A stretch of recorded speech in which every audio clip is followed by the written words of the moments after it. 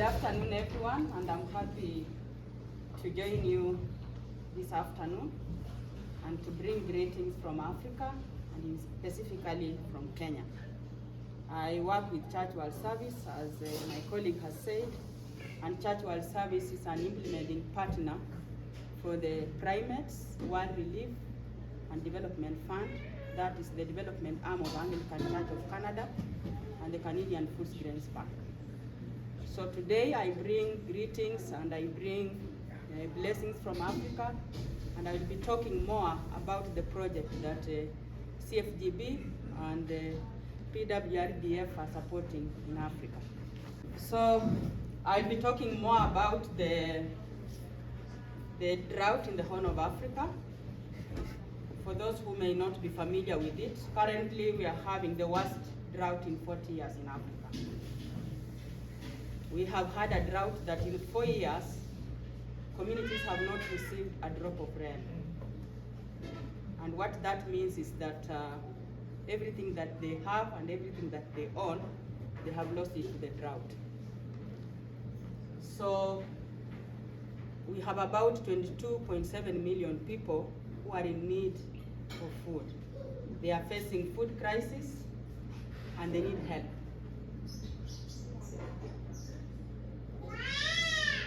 And this drought has not just impacted on food, but they have also impacted very seriously on water. These communities are lacking water completely. And what that means is that this has also impacted on health. When you do not have safe water, then it means that your health is at stake. Then you also do not have, you don't have food, then basically you're affected. It has affected children going to school. You have high number of children who have dropped out of school. And generally I would say that these communities are seriously in need of help. So when I talk about Horn of Africa, what I imply here is that we are looking at Ethiopia, we are looking at Kenya, and we are looking at Somalia. Somalia is the one that is hard hit, followed by Ethiopia and then Kenya. Apparently what is happening, the reason why we have this drought, these are the effects of climate change. When we talk about climate change, I think in Africa we are feeling the effects right from on our doorsteps.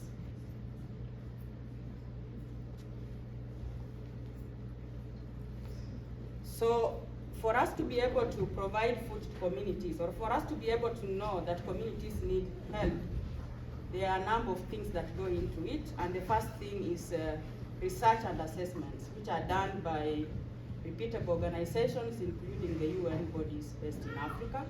And they have been conducting research to get to understand what is happening. And when you look at that map, I'll be talking more about Kenya because that's where we're implementing our programs. And when you look at that map, then you realize that half of Kenya has not received the rain in 4 years. All the red parts, and that means that in those particular communities, people need help, and you have about 6.4 million Kenyans who do not have food. The 6.4 million Kenyans is equivalent to more than 10% of the Kenyan population, because from 2019 population census, our population was at 50 million people. So looking at that map, it gives us the people who need food. I think people who are in the IPC phase 1 to 3. IPC means integrated food classification analysis, meaning that those are people who may not have food at all, or they have food that may not be nutritious and they don't have regular food. Because what has happened in the region is that even food prices has really gone high.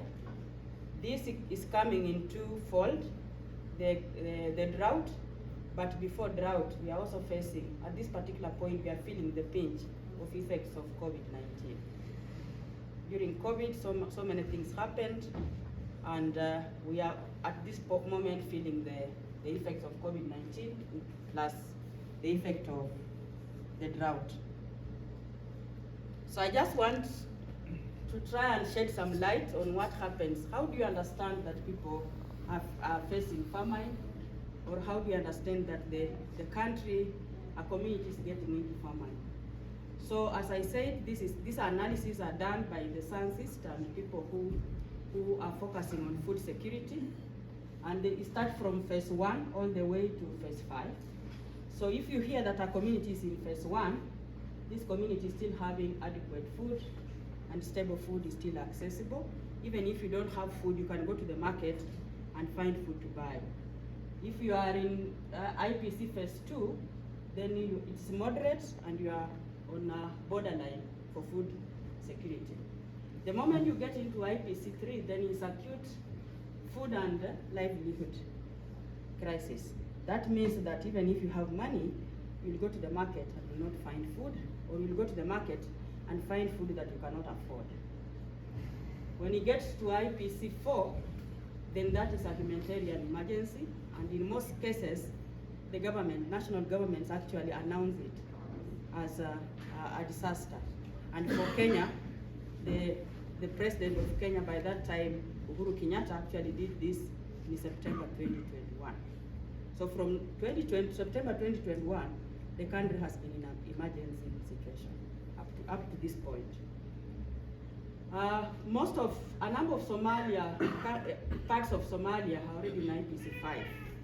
And in IPC 5, in most cases, actually people are dying from hunger. The situation is very dire. They're dying from hunger because there's no food, there's no water, and even there may be no food on the market. So for Kenya, we are working in one county with the support from the Canadian Food Security Bank. We are working in one county. It's called Marsabit County, a county that has about 459,000 people, and out of that 459, 309,000 are lacking food. They are in IPC 3 and above. So when you talk about drought, that's exactly what we mean, that it has been so hot, and sometimes temperatures go as high as 40 or 44, and it has been so hot that all the vegetations have dried, and I would say all the life on the ground has dried. And the people start losing their livelihoods, and these communities that I'll be talking about today, they are nomadic pastoralists. They basically depend on keeping animals. And for that matter, they have lost all the animals and they do not have anything else. So what Church World Service is doing with the support from the Canadian Food Security Bank is provide these communities with monthly food rations. We started this way back in January 2022, and we are still running the project at the moment. I think next week, our team will be in the field providing food to these communities. Are you able to hear me? I'm being told I need to speak louder. Just keep the mic a little closer there. I put it close, Yeah, like this? Yeah, Okay. That's good. I'm very sorry. So, looking at this table, it gives us the number of people that we have been able to serve. So far, we have been able to serve 13,000 households, and those 13,000 households is equivalent to 81,419 people. In Africa, we have large families. We'll get a household with we'll get a mother with 6 children, and you can also get a mother with even 10 or 13 children. You can get a man with one husband, with one wife. You can also get a man with 7 wives. So for that reason, we have large families, and when you talk about 13,000 households, it's equivalent to about 81,000 people. So that is just the total, because we have run about 4 programs from January 2022, and those are the number of people we have been able to reach. When you check through the statistics, you realize that we are serving more women than men, and the reason is that in Africa, when the worst comes to the worst, in most cases, men will take off and leave the woman to fend for the family. I've also just said that some men have 7 wives, and in that case, we would rather be dealing with the wives and not the man. I'm not saying that because I'm a woman, but those are the realities on the ground. So we have been able to provide, I think most of you are farmers and you may understand this language of metric tons. We have been able to provide about 3,183 metric tons of food to these communities. And our food includes maize meal. In Kenya or in Africa in general, our staple food is a cake made from maize meal or corn flour. And for that reason, that's why we are putting maize meal. We also provide beans, we provide cooking oil, iodized salt, and corn soya blend. Corn soya blend is a very special food item because it is more nutritious than maize meal, and we are giving this to households that have expectant, lactating mothers, the older people, and the households that have children under 5. You can see that in the first 2 distribution, we do not have that, but we introduce it along the way because food insecurity and nutrition or malnutrition levels continue to be high. And for that reason, we had introduced that special food item. So just talking about the food basket, and we do that every month. We provide that food basket every month to those communities. So I just want to talk a little bit about how we are able to do this. Providing food to communities is a very tedious process. There's so much that goes into it, in the sense that you must provide food that is of high quality, food that has been recommended for human consumption, and food that is very clean. And for that process, it's a very long process. So we start by, first of all, doing consultations, especially with the stakeholders at community level. Then we get to community members to identify the type of food they would like to eat. Then we get into identifying people who will receive the food. And then we transport the food to the communities. We distribute, and then we have to look at the complaints and feedback, and communities evaluating what we do. So those are just pictorials on what we do and how we do it, and we work quite closely with the community members. So maybe just to close up on that, I would just want to say thank you for the team that is contributing with Canadian Food Grains Bank, and to let you know, in the last 2 years, Canadian Food Grains Bank have been able to give us about 3.8 million Canadian dollars to support those 81,000 family people in Marsabit County in Kenya. But also I want to touch on something that I think as farmers may interest you, that Canadian Food Grains Bank is not only providing food or providing food assistance to the people in the Horn of Africa. They're also doing so much other things, and especially working with farmers and supporting them to grow food. And we have one small project that we are doing, the Canadian Food Grains Bank in Tanzania, working with the refugees who are living in a refugee camp. So we call it Planting Seeds of Hope for Refugees. And in this particular program, we have been able to work with 810 refugees. For those who may understand a little bit about East Africa, most refugees in Tanzania are coming from Congo and Burundi. And the situation in the refugee camp is very tight, in the sense that we have people who have been born in refugee camp, and they live in refugee camp until they get my age or even older. And when someone is living in a refugee camp, they rely on food supplies from World Food Program. They may not have learned any skill in their life. You wake up every morning not knowing what you'll do until the evening, and you do not learn anything. So for this particular project, we start by training farmers, we provide them with seeds, and we provide extension services. This is a very important program because we are focusing on planting vegetables, Africa living vegetables, and these vegetables are helping these communities to diversify their diet. I've talked about the food basket in our program. I'm talking about the food ration from